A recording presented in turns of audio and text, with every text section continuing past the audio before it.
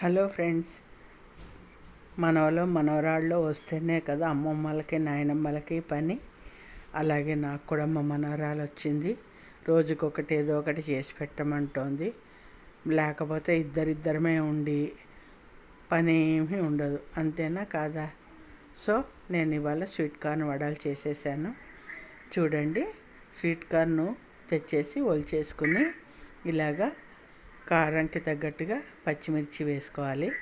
అలాగే రుచికి సరిపడా ఉప్పు, జీలకర్ర, రెండు వెల్లుల్లి రెమ్మలు వేసుకున్నాను.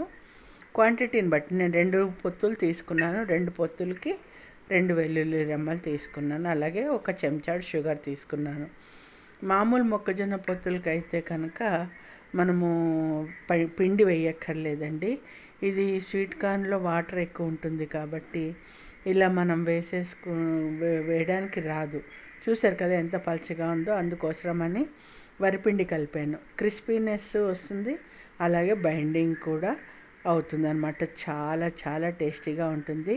పిండి కలిపాను కాబట్టి స్వీట్నెస్ తగ్గుతుంది కాబట్టి ఒక చెంచాడు పంచదార వేశాను. ఆ పంచదార వేస్తేనే రుచి ఈ మొక్కజొన్న వడలకి. సో అది ఫ్రెండ్స్.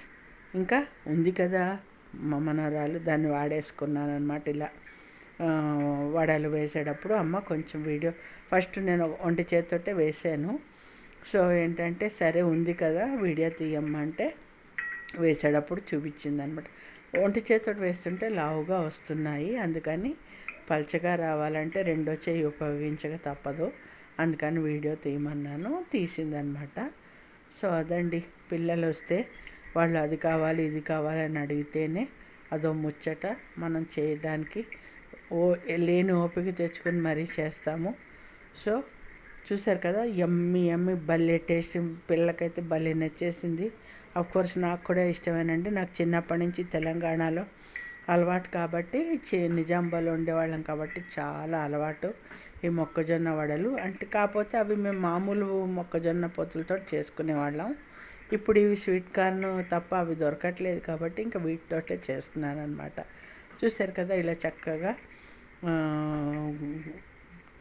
గోల్డెన్ బ్రౌన్ కలర్ వచ్చేలాగా వేయించేసి తీసేసి, ఇంకా దీనికి ఏమి నలుచుకోవడానికి కూడా సాస్ అది కూడా ఏమక్కర్లేదు. సూపర్గా ఉంటాయి, చాలా టేస్టీగా ఉంటాయి.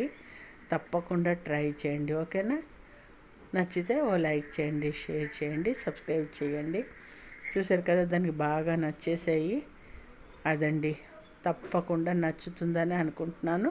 ఒకసారి ట్రై చేసి లైక్ చేయండి, అలాగే సబ్స్క్రైబ్ చేయండి.